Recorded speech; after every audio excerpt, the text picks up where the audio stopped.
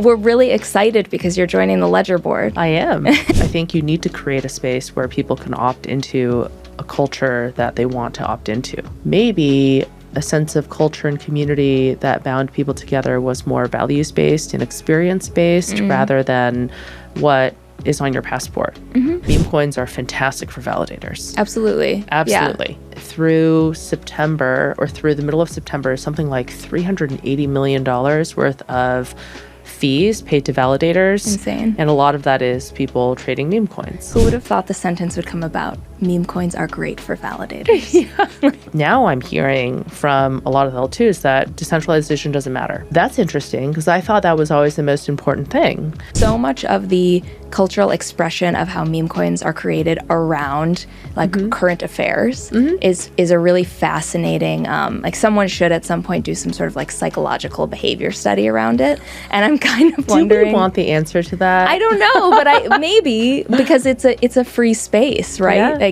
Yeah. This would probably be censored on any other platform. How can an ecosystem which is fragmented to 52 ways to Sunday deliver a consumer experience that people want? People are so trained for convenience that they've also been trained not to think about everything that they're giving up on a daily basis. Well, I think it really comes down to self-custody. That is the root of having digital property rights in an increasingly digital world, which is along with this whole idea of smart contracts and programmability, which is not the case with all blockchains. Not all blockchains have that capability, right? Yeah. But then you put those things together, you have open finance, programmable money, and then you start to build in this direction where you can have these parallel economic systems. I see Solana as that platform that can help fulfill that original vision of Bitcoin and of blockchain, right? Title of the Bitcoin white paper is a peer-to-peer electronic cash system. It doesn't say digital gold. It's great that that's where Bitcoin ended up. So that's not to the exclusion of all of the other things that were proposed, both by the white paper itself, the community in the early days, and then also a lot of the early content sort of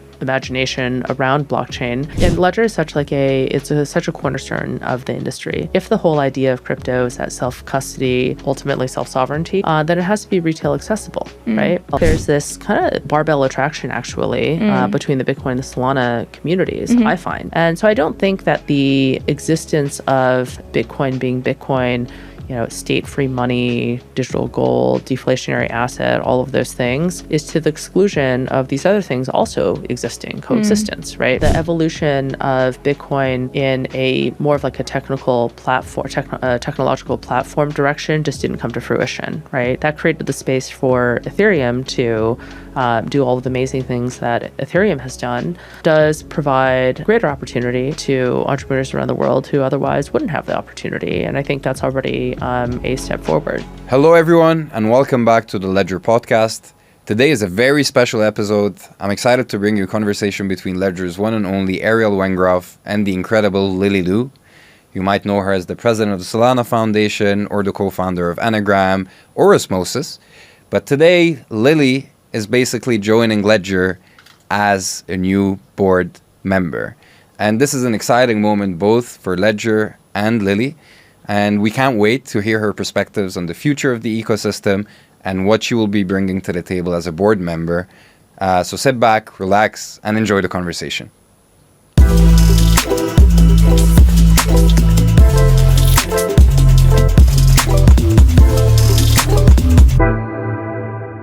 I do have some early Bitcoin friends who live in log cabins. Tell me more about the that. Woods. Well, I mean, if I told you, I'd have to kill you because they would kill me. Is right? it that kind of thing? They're so off the grid? Yeah, actually. They do show up every so often. Like, I hadn't seen this guy in ages. And then he showed up in Hong Kong. And I was like, what are you doing here? What came first, off the grid or Bitcoin? It's, there's just people who got into Bitcoin originally that are, those types of things appeal. And does that appeal to you? It does, actually. Tell me more. Well, I think that people who are kind of into sovereignty, it gets expressed in so many different ways. And the meme is that it's like, you're a potential Unabomber type. And it's obviously the most ridiculously negative way to pejoratively characterize anyone that is interested in some form of sovereignty, right? Yes. Well, comparing anyone to like a known terrorist is probably correct, yeah. right? So comparing sovereignty to terrorism, I think generally is not like a really constructive place to start. But sovereignty is expressed in so many different ways. And one of it, there's part of it which is like, utility independence, living off the grid. There's living off the grid in an urban environment. There's living off the grid, living in a forest with lots of land around you. There's people take it to whatever extreme. There's some people associate that with lots of guns. Some people associate that with data privacy. That's the German context, right? So sovereignty for a number of Germans, I care a lot about privacy. And in Texas, that gets expressed in the form of lots of heavy artillery, private heavy artillery. So it means different things to different people. How did sovereignty find you? Well, I think that I'm kind of like neither of. I'm probably closer to the data privacy. Okay. Although I am sympathetic with people who want to be able to live off the grid, have at the very least backup for all sorts of different scenarios that might happen. And I just think that how could you not, if you really sit down and think about it, how could you not desire sovereignty? I mean, tell me more. Like, was there a point in your life where, you kind of had this moment and you were like, oh, this current path is impossible for me now? It's not so much a personal path or a certain, I didn't have like a point of personal trauma or anything like that. Maybe I think that's more just because I've had a very fortunate life. I think reading about a number of things that have happened in history before is pretty crazy. And you think, wow, in a number of those situations, things were doing really well before they weren't. And by the time it was very obvious to everyone that things were not looking up, then by the time you realize, then it's too late, right? Was there give me an example of one that's done? Oh, I mean, the 20th century is full of pick your war. Right. Well, I always say emotions don't change, boundaries change. So it is true. You have to give yourself different constraints. And I would say the industry that we work in is certainly a different kind of constraint. Yeah. And I think if pick your war, pick your traumatic historical event, and how did it blow up overnight? It always seemed like it blew up overnight, but then, of course, it never actually did, right? And what happened along the way is people would rationalize one thing after the other. And because oftentimes before it blows up, it gets incrementally worse, by the next cut or whatever, So then it's that kind of the slippery slope, the thousand cuts, the incremental rationalization, and then at some point it's very apparent that the decay is inevitable, or the rot or the explosion is inevitable. So then it's interesting to think about, well, at what point should you have looked at that and thought, okay, I know where this is going, and I can't look at this in an incrementalist mindset anymore. Right. Yeah, and that for me was a big reason why actually I left California. Yeah. Oh, yeah. I mean, we've talked about this a little bit. Yeah. I mean, I don't know if you want to talk about it here, but... well, I that was pretty much the way I thought about it. Yeah. I thought that, and this is how many people look at a place like California, which has so much kind of legacy, capital, human, financial, that makes California in many ways still a really lovely place to live, notwithstanding the, boundless natural beauty and resources of a place like California. It's an incredible place.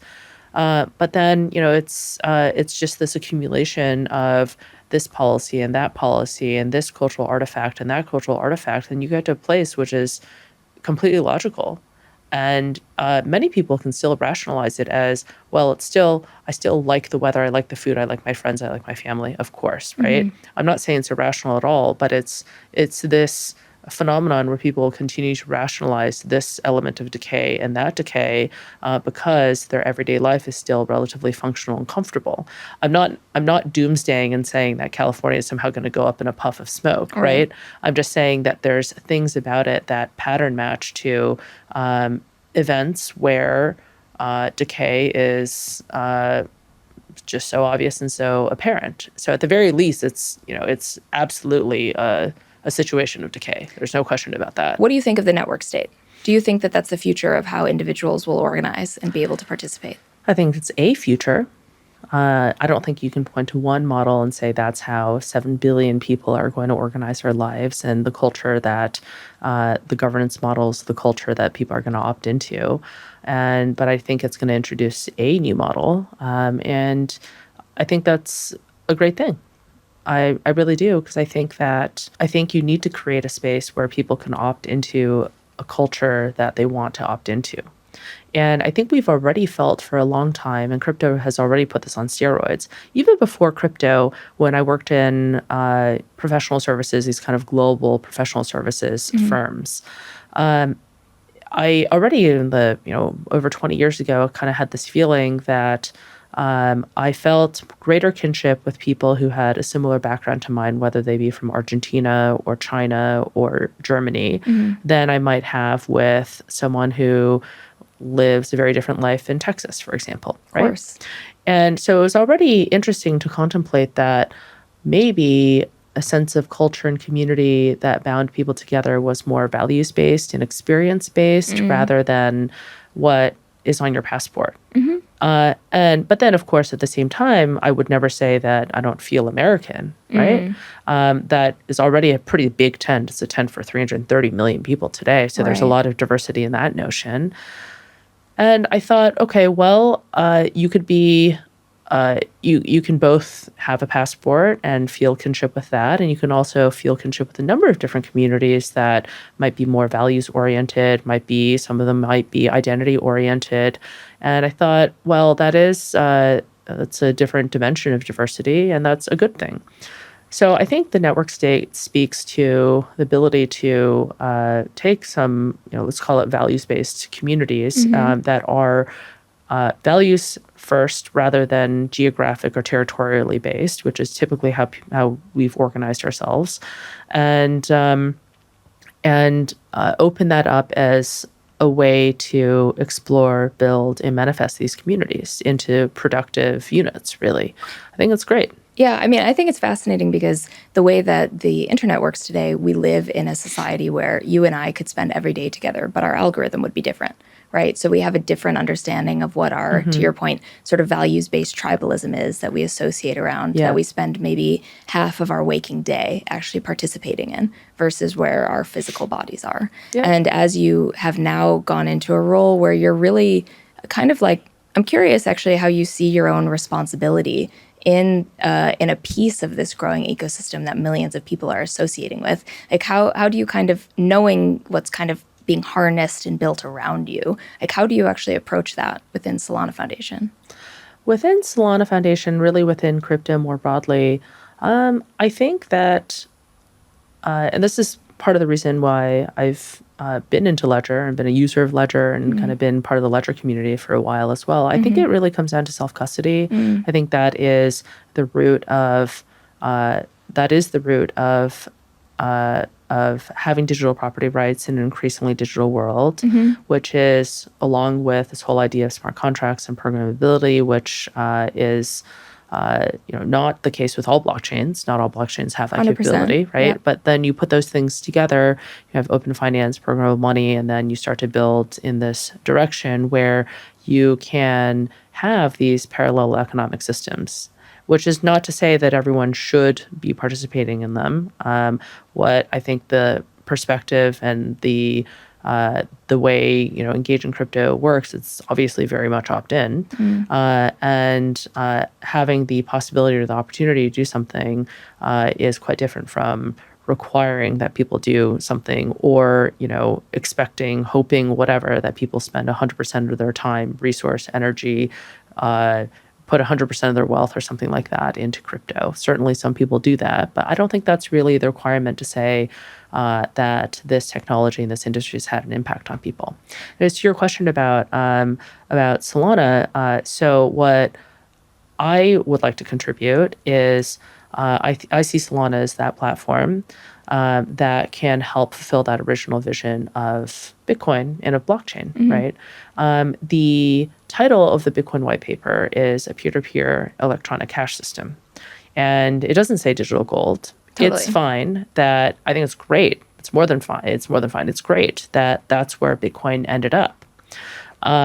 So that's not to the exclusion of all of the other things that were proposed, both by the white paper itself, the community in the early days, and then also a lot of the early content sort of imagination around blockchain. It's not to the exclusion of sort of digital gold or the HODL asset, that all of the other things should be explored and being brought to fruition. And so I think that is what I would like to help contribute with Solana. So this original vision around open finance, programmable money, I think that finally the infrastructure and the market is there to actually make that happen.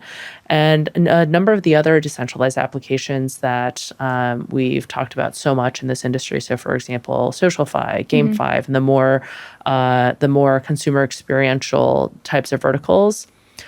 What I notice about them is, GameFi. Well, it's GameFi, SocialFi. Right. And so this kind of financial layer is important for all of the other application verticals to really flourish as well. So let's pretend that games actually will take off one day. And, I don't know, it's a play to own, play to earn, or play to something else type of Do you narrative. think it's a pretend? Do you think it's like it will happen? Or are you like, I'm at 5%? I think it will, but I don't think there's a clear product and value proposition for Web3 games right now. And I think there's even some people who would say that Web3 games, it's really just about on and off ramping. That's what crypto does for games. Do you think that crypto is trying to bite, and this is a monolithic question because crypto is so many things, but that there's too much assumptions that different pieces of crypto could see a whole game all the way through, or like see a whole category all the way through? Like, for example, should it just be a technological component of something that would be integrated by a larger system? I think that it just depends on the product and the experience that people want to be building and why. So I think one needs to start with what product experience is 10x something that people can get today, and why does crypto enable that? And I think oftentimes the narrative that I hear is the other way around, which is that, I read in a white paper one day that crypto could help do this, right? Or in a blog post, that seems really cool. And it's a little bit sort of, well, then I'll just implement it in a smart contract and it'll be great. Right. Which that might be part of it, but it should really start about what is the product and why should it exist and why should people care. And so with the original internet, and it wasn't just about putting the newspaper online, although that also happened. So creating these long tail economies around creators. And so originally with writing, ability to have long tail blog writers, and then all of us as consumers of content creators and content consumers.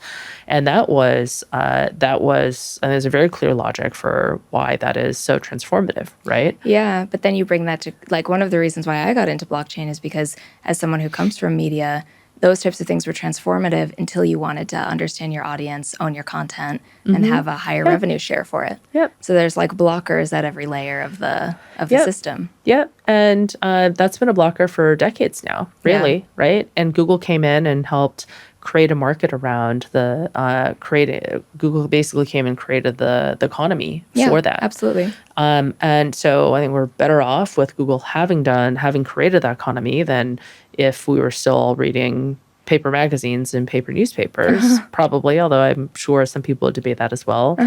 But then now, if you want to characterize this as the internet of finance or something like that, then maybe that's going to take that kind of radically peer-to-peer economy and actually take the economics of that and make the economics peer-to-peer, not just the creator side of it.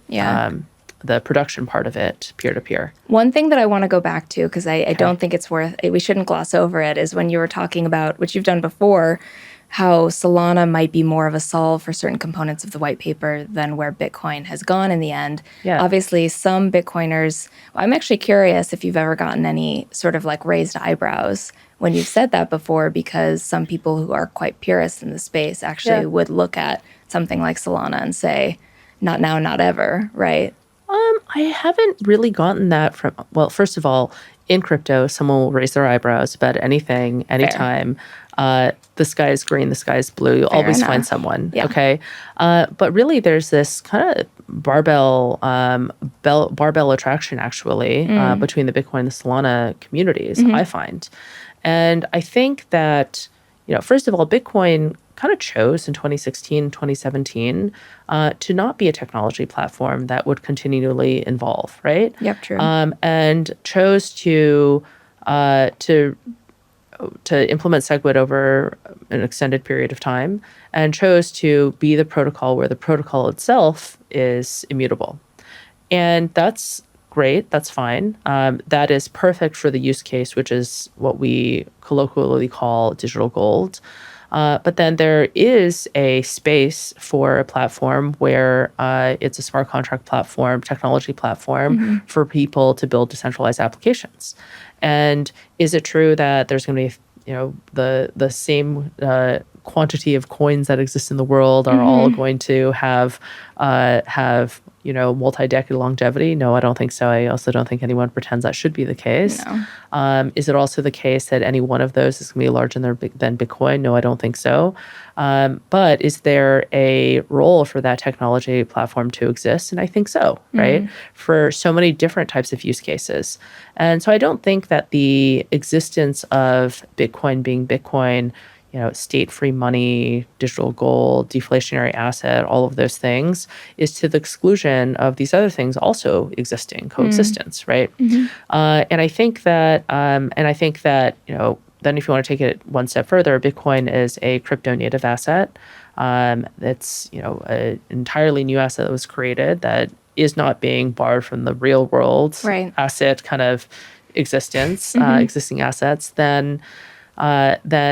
And then you pair that with DeFi, then you start to create new financial primitives and ways to actually use that asset base. Totally, which they couldn't have predicted 6 years ago. They couldn't have. Well, people did talk about programmable money quite a bit, and thought about different ways to potentially architect that with Bitcoin. But then the evolution of Bitcoin in a more of like a technological platform direction just didn't come to fruition, right? That created the space for Ethereum to do all of the amazing things that Ethereum has done.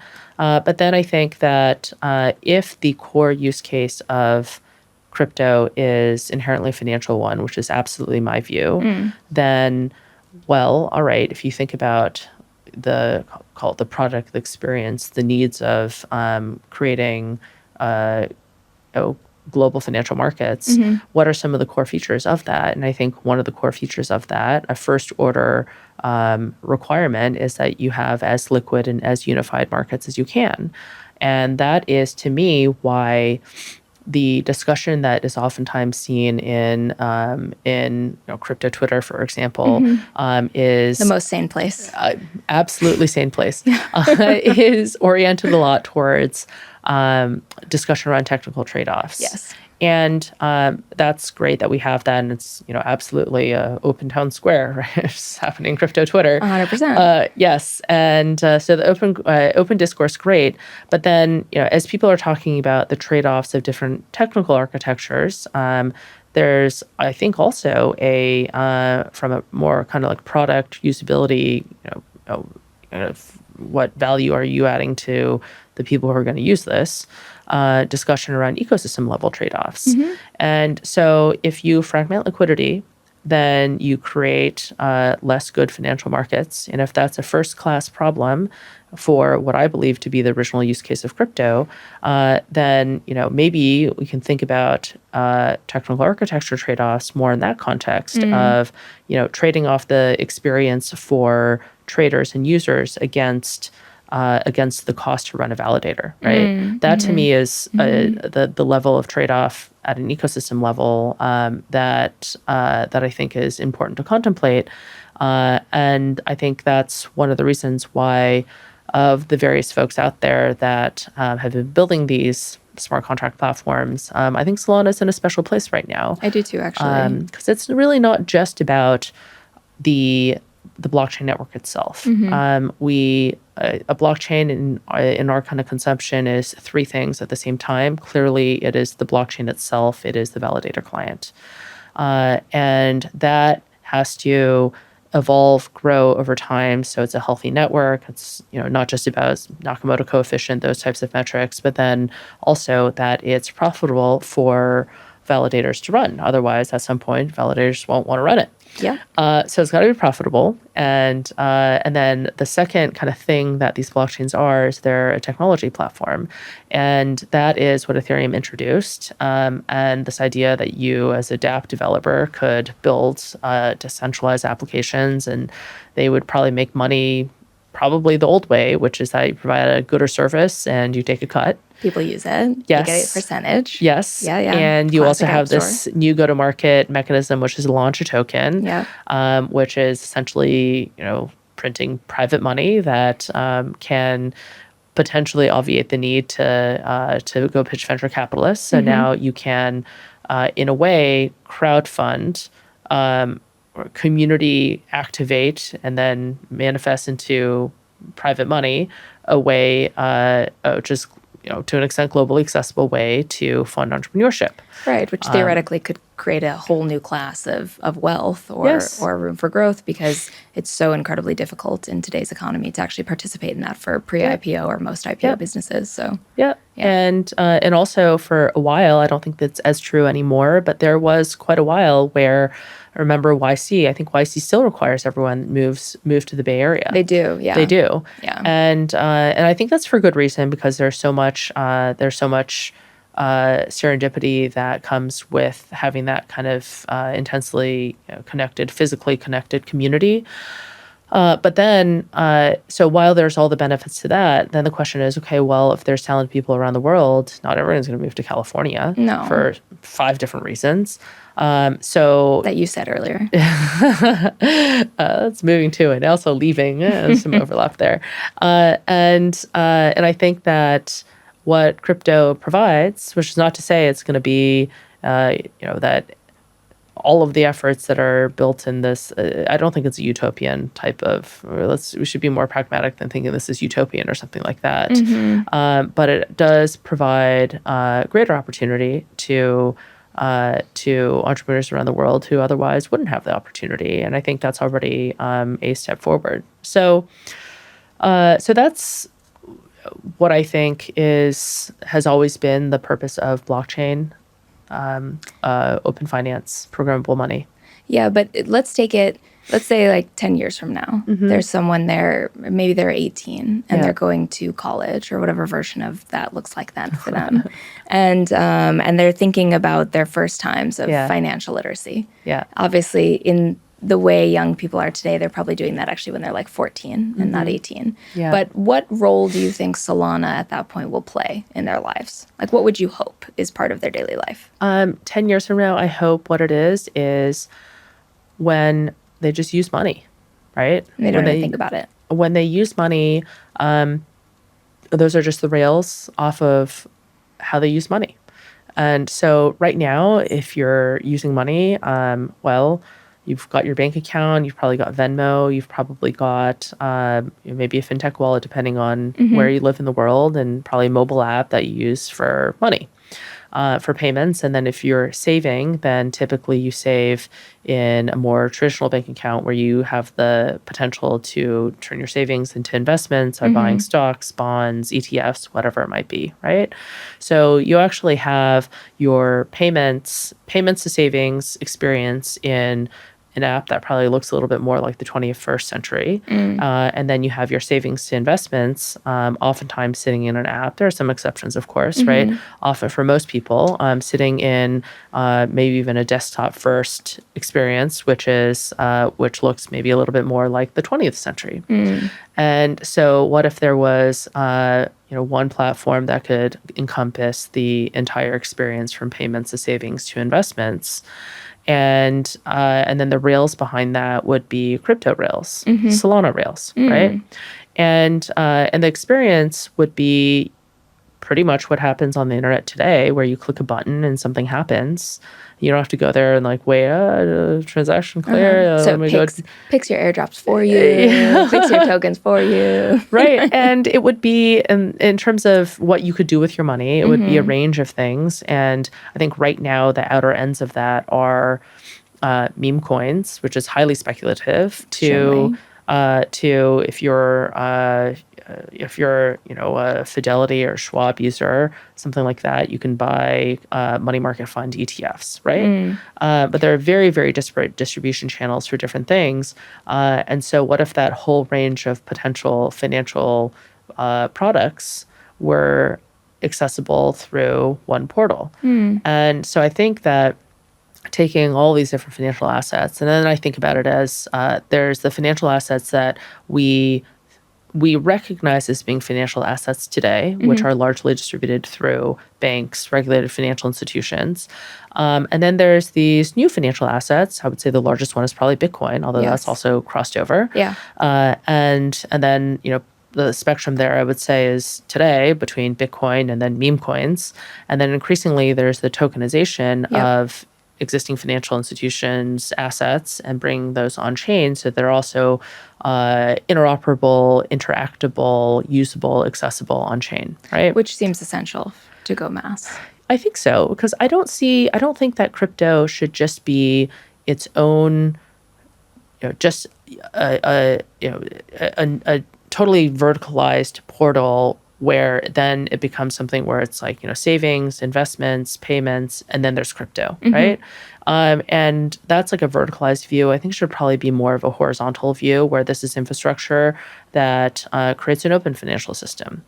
And which is not to say, there shouldn't be KYC around assets. Different assets will always have different rules around them. Of course. But then at least they are all discoverable and interactable in open set of rails, right? What do you hope in that period of time is Solana Foundation's relationship to governments to enable something like that to come to fruition?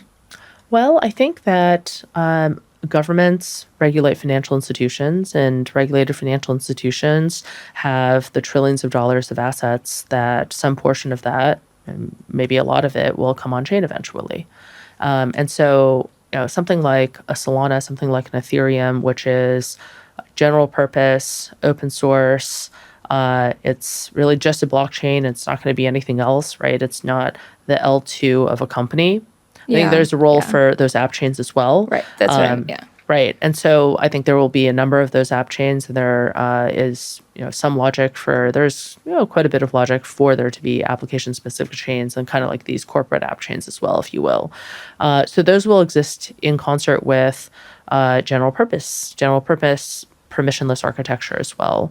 And so I think that Solana will be, is one of those scale, well-adopted, general purpose, open source, permissionless architecture.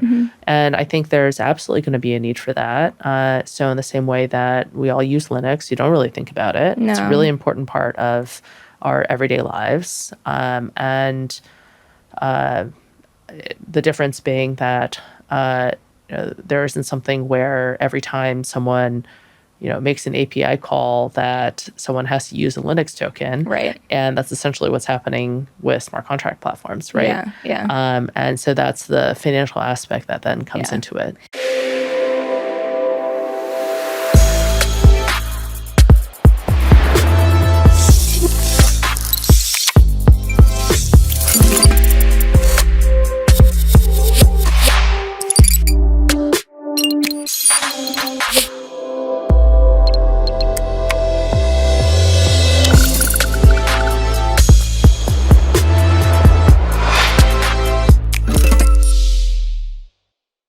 It's interesting to me, though, because the way you're talking about Solana is like it's a very practical long-term use that could make so much sense.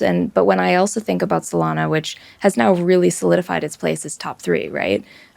There's so much cultural expression in There is. Solana, and in the example you just gave, even years from now, there's some form of a meme coin expression which people identify with, and it's for a period of time that is known to expire. Yep. I'm curious. I mean, I have a separate question for you around sort of censorship resistance, which I think is separate to this. Yep. But so much of the cultural expression of how meme coins are created around like current affairs is a really fascinating, like someone should at some point do some sort of like psychological behavior study around it.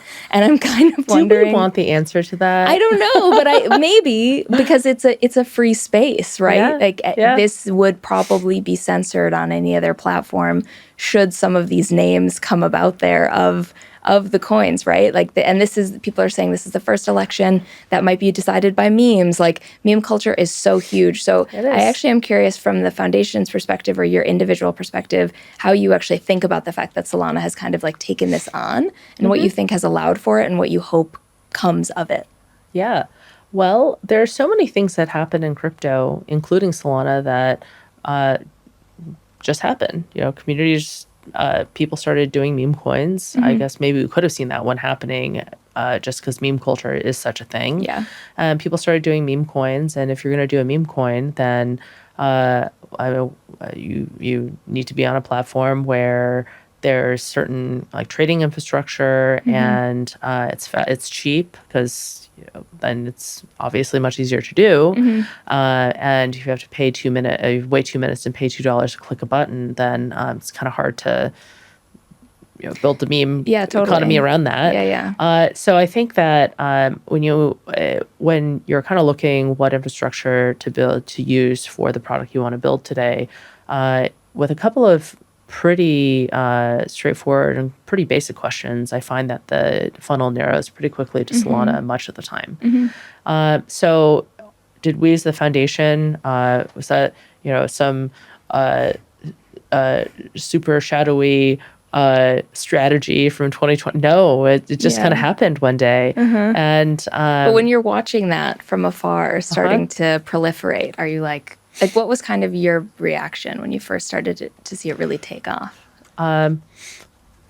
That it's crypto and people will find a way to speculate on anything and everything all of the time. Do you think it's helpful? In the sense that it keeps the brand alive because there's always a new discussion that's coming about on top? I think so, right? I think that it creates. There's different ways. If we kind of go back to like there's the blockchain aspect of it. Meme coins are fantastic for validators. Absolutely. Yeah. Right. I think through September or through the middle of September, something like $380 million worth of fees paid to validators. Insane. And a lot of that is people trading meme coins. Who would have thought the sentence would come about? Meme coins are great for validators. Amazing. So from that perspective, infrastructure providers, they're like, yes, this is amazing. Okay. And then for technology platform, well, you don't need a lot of other developer tools to be able to launch a meme coin because a lot of that kind of like a lot of the platforms like Pump.Fun, right? Yes. If you look at that, it reminds me of GeoCities a little bit. Yeah, that's true. Actually, that's a good comparison. Right? Yeah. And so it takes advantage of mature tools today and then just kind of goes for it. And I think do you think it eventually could, I mean, it's obviously a completely different system, but do you ever see it as something that could turn into a competitor to like a Polymarket or something because the coins that emerge are so related to current affairs? Yeah, so we even had this idea of meme LSTs. Really? Yeah. Okay. So speaking of memes and validators, right? It's always left curve and right curve. Yeah. I find the most interesting things are always the combination of right curve and left curve. And so mid curve, which is, well, by definition, it's all relativist. Right. These distribution definitions, but the mid curve is where mainstream is. And by definition, mainstream stuff is not innovation, right? Innovation is always on either end. Of course. And so I think what's interesting about something like, so Solana is a really active LST ecosystem, probably the most innovative. And so what if you could do Trump Sol and Harris Sol? And Exactly. and then there's LST yield or drift that could be allocated in certain ways. So why don't we have that? I guess because someone hasn't built it yet. But then that Okay, becomes a that's being put out convergence, here. right? Yeah. That I think those are those are clearly things that would never exist in the existing financial world. No. And so what I think is fun about crypto right now is one part of it is the very tangible sort of work of onboarding existing assets into crypto. And then there's the fun, wild world of thinking about, if from a first principles perspective, we define an asset as fungible scarcity, right? Or a way of tokenizing something which is scarce, then that really opens up the definition of what an asset is, right? So meme coins in a way represent tokenized attention.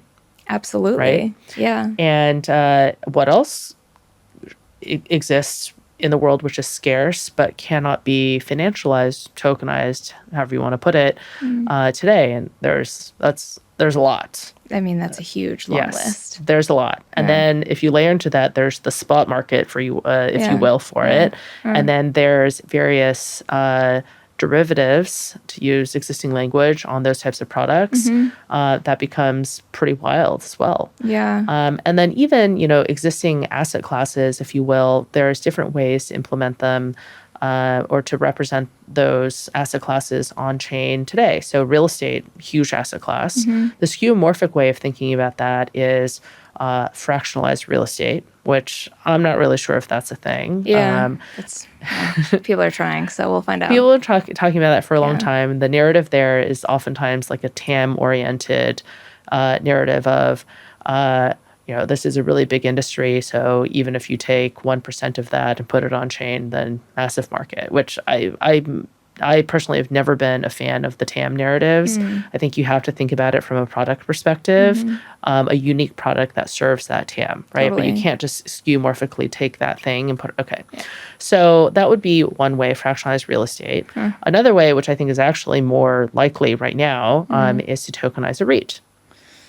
That one, I'm like, okay, that's an easy one to get behind, yes, right? That makes sense. That's much better than fractionalized real estate, I think, because you can kind of get to the same place, but then it's less messy. It's less messy, and it's already been originated, and it's already been sort of packaged in a way that people can kind of deal with real world assets. So just tokenize the REIT, and then let's not, try to change the whole origination system on that one, right? Yeah. But then if you take a look at real estate and we're like, okay, well, real estate is an asset class, what would be a new way to interact with that asset class given that's crypto? Well, you could create these city-based real estate indices and have people trade on those, right? And that's the type of thing that you could do in a Web2 world as well. But then you may be able to do it more efficiently in Web3 if you have open oracles, right? Yeah. And more transparent sort of price feeds and things like that, and also inherently global market, around the ability to trade on those. Yeah. So, I mean, you're getting into the category that I actually think is really interesting, which is like the future of public governance on chain. And like even also, being from the States is like one of the reasons I was interested is, what is the blockchain alternative to the credit score? Like all of these different sort of categories of thinking about wealth. But then now my head is stuck on, okay, in the future, we'll be able to potentially use different things that are built on Solana to say, okay, I actually want my long-term investment portfolio to be off of these types of trends or these coins that include these types of topics. And maybe there's a tool underneath that helps amalgamate them for me. And I keep them as like a long-term value trade to test into. Yeah. It's a wild world. I have one question and then I want to switch into something else. I know you've said before that your goal is every year for the foundation to be less and less necessary. Yes. What then is your, in 5 years where you think you would hope to be in your own professional journey? Oh, me personally? Yeah. I think that in 5 years, a community member, and that's it, really. Hopefully even sooner than 5 years. I think that, like, for example, meme coins has driven so much activity and also value for validators. Yeah. And we as a foundation have not had anything to do with that. And so, what we can help with as the foundation is, if you're talking about existing assets and tokenization engines and talking to custodians and kind of like institutional finance, helping them come over to blockchain, those are the types of things that a foundation can do, right? But then, really, actually the vast majority of value that validators have captured have come from entirely organically created trends. Which is amazing. And so ideally, it's always the combination of those two things, and the existing world, and then the crypto native kind of the red ocean world and the blue ocean world. And what I think we can also contribute in the meantime is, I think people saw this earlier this year with actions and blinks. Yeah. So that was also really developed by the community, a project in the community called Dialect, built actions and blinks. We helped a bit with, making sure that standard was being implemented with dominant wallets, so that at the outset it was an experience that was that people could actually use, right? And so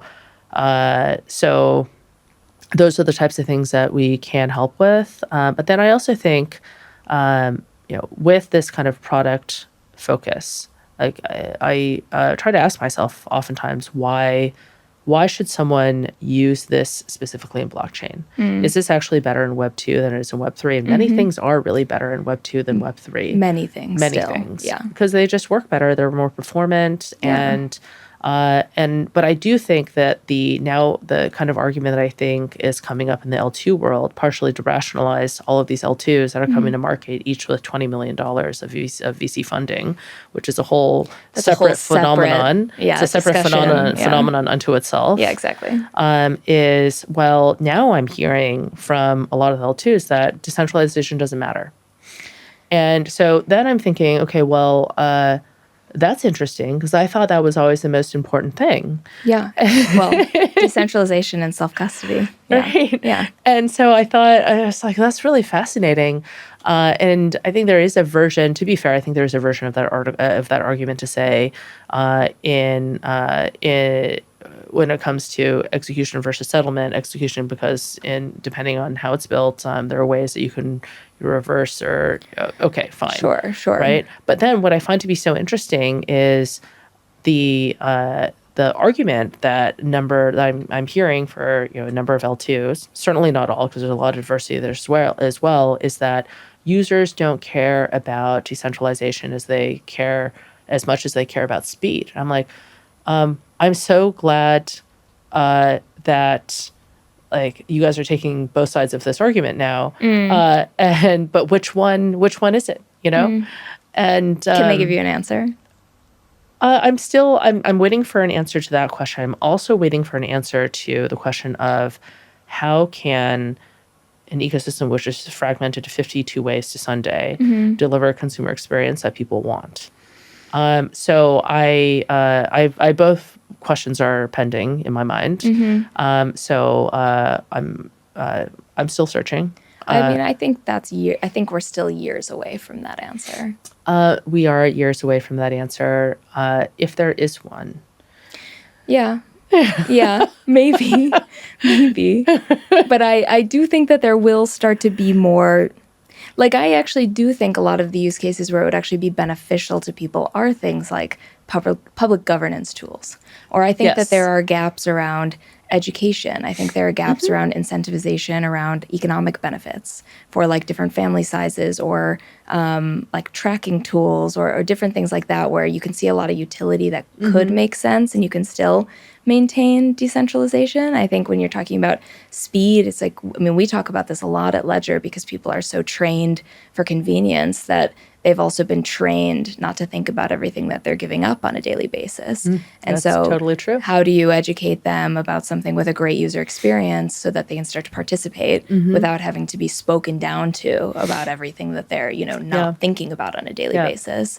So some of the products will have to be solved. And it's interesting because, this will come out after the other one does, but Farouk was interviewing Tony Fadell, And he said, which I actually haven't seen asked before, he said, well, what do you think Steve Jobs actually would have thought about crypto? And he kind of paused for a second. He was like, well, actually, I think that it would have taken him time to wrap his head around it. And it would have been, what is something for crypto that actually is necessary that people need?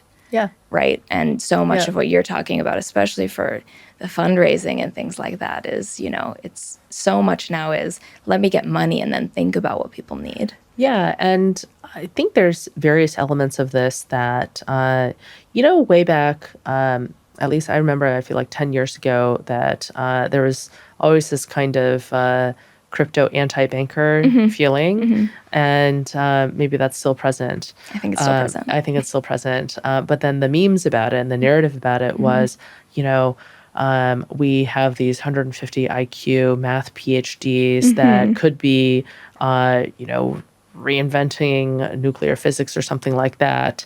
And instead, it's more profitable for them to go work on Wall Street and twiddle these little dials around an extra bip or two on a financial product. What a waste of talent.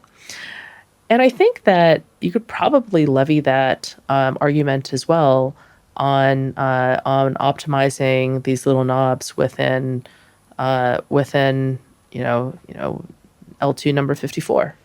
Totally. And it's because the financial incentive is to go do that. What happened to the version of crypto, which was fair launches, right? Which was, I actually think, ICOs. I would prefer over the $20 million funded private round at the 150 million valuation, which is, it goes to the scrolling list of investor names. Yeah. So do we have the right balance in this industry of being investor-led versus builder-led? And where I actually think we should probably bring some form of ICOs back. Fair launches back. Yeah, I mean, this is making me want to ask, and then I will switch to something else. But maybe post Solana Foundation, it's the fund that does that. It's possible, but I think that a lot of that original ethos, I think we need as an industry to remind ourselves of that every so often, right?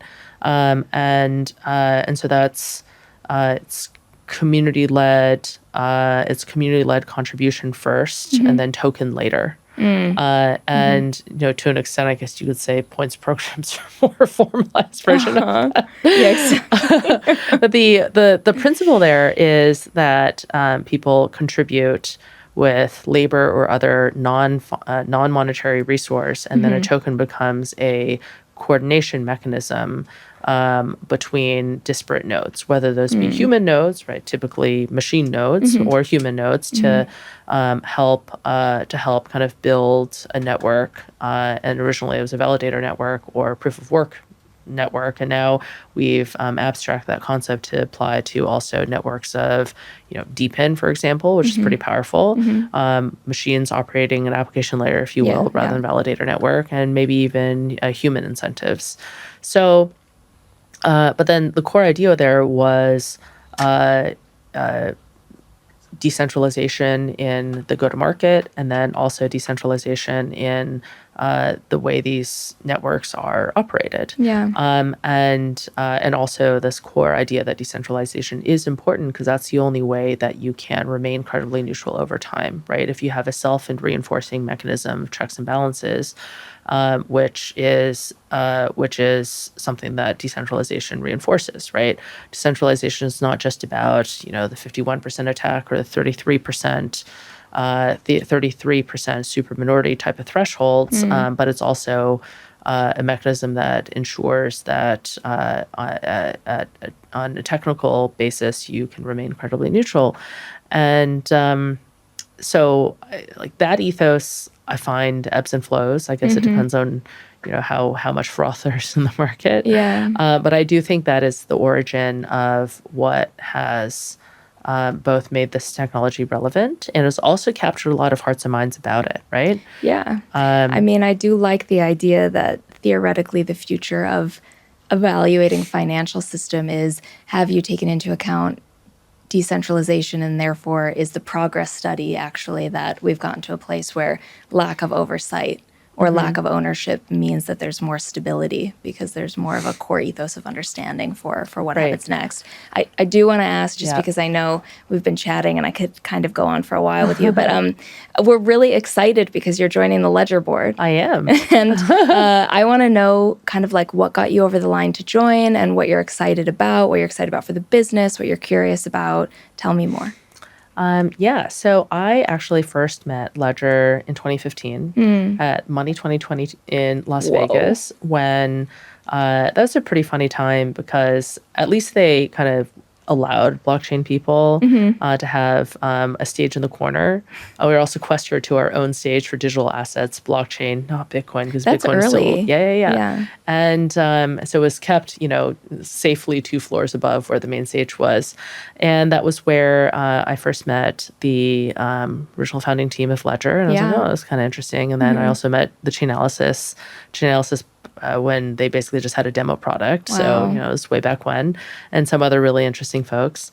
And I've been a user of Ledger, I think, pretty much every generation of device. Amazing. And thank you. So, no, thank you. Thanks to Ledger, really. Yeah. So I've been, and Ledger is such such a cornerstone of the industry because it allows, if the whole idea of crypto is that self-custody enables ultimately self-sovereignty or is a part of self-sovereignty, then it has to be retail accessible, right?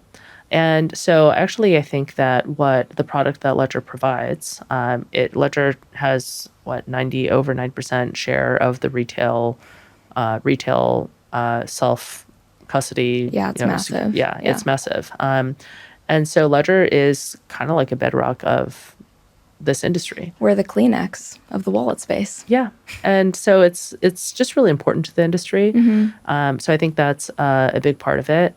And I also think that technology is one thing. And then so there's the technology side of things. And then there's also sort of building emotion around the technology. And obviously best in class for doing this has always been Apple. And that's something that I feel like I've also learned a lot being part of the Solana community, which is that it's differentiated technology, but then it's also culture and community, and has really excelled on both of those at the same time. And it really sees that the technology will not come alive unless there's a human community and emotion and culture around it. Totally. And I think that Ledger also has that perspective. And so when you have what I find to be like the core unifying vision of blockchain, which is that self-custody is important in increasingly digital world. And then also the ability and like a team and a company that has a bit of a vision around not just the technology itself, but then also the kind of human experience and the emotion around it. And it's also really critical to our industry. I think that's a pretty good combination. Hell yeah. I mean, we definitely believe that cultural authority breeds product authority. So 100% on that. But when Pascal, I'm assuming, asked you to join the board, what are you hoping most to bring to the board? Yeah. And is there anything you're hoping to like learn or see more from Ledger? Yeah. So what I hope to bring to the board is I really love crypto. I think I'm pretty crypto native. You're pretty OG. But at the same time, I joke that I'm a banker at heart. I started off working in traditional finance, worked in consulting, worked in private equity. Because maybe I don't look like a banker, I have no qualms about calling myself a banker because it's a little bit tongue-in-cheek. But then I think that that intersection potentially can be helpful because I am very familiar with companies and all of the things that go into building a company and scaling a company. But then in my heart of hearts, so I'm pretty crypto native and big into crypto kind of. So the head and the heart, I would say. Yeah. And then also I'm American, live in Europe, spent a long time in Asia as well. So. Crypto is global, and hopefully being able to contribute a little bit of that perspective as well. So that's what I hope to bring. And in terms of learning, I feel like there's a lot of things I like to learn from Ledger. I've never been a part of a hardware business, and I think doing hardware is extremely hard, and it's for there's like a big masochistic element in there. 100%. Yeah. Day by day sometimes, hour by hour. Yeah, I think it really is a public service that Ledger is doing. That's kind. We're going to clip. I was just talking to Ian. He also said, he's like, Lily, I think you really have to enjoy the suffering. I'm like, well, I'm glad you do. Yeah. I met Ian over 3 years ago, and we always joke when we look at pictures from when we first met to now, just he's like, this wrinkle is from this trip for Stacks, and this one is from and then you're like, but then you see customers use it, and you're like, that's amazing. Yeah. So I think really running a hardware business, and then also the extension of hardware into software. Ledger already has a pretty extensive transactional business, so building that whole ecosystem of usage around a hardware device, and Ledger is one of the few more traditional businesses outside of trading and that could only exist in crypto, but still exists as a proper company with a product. And so, while the users and the customers are kind of this insane world, Ledger still has to be run in a more traditional way as like an actual product company, very much a product company. Very much a product company, and very much it's an interesting discussion because 10 years in, we were founded around cryptography, right? And thinking about blockchain for those use cases. And so the next decade will be the use cases, I think, that are outside of what we see as traditional crypto today. And to your point, having individuals on the board who can help us think about the full ramifications of scaling a business with that 360 ecosystem from a global perspective will be super essential. Yeah. So. Well, welcome in an official way. We're very excited to have you. And thank you for coming to the studio. It's a beautiful office. More. Yeah, it's amazing. We're excited. We'll just be here all the time, talking to ourselves. I think that's part of the plan, actually. Yeah, I think it is. People are just going to be here all the time. Yeah. Exactly. Well, thanks, Lily. Thanks, Ariel. Thank you for watching and listening to the Ledger podcast in our newly launched format. Hope you enjoyed the conversations, and please hit like, subscribe on YouTube, and follow the show wherever you're listening to it to help us help you make the best out of our content.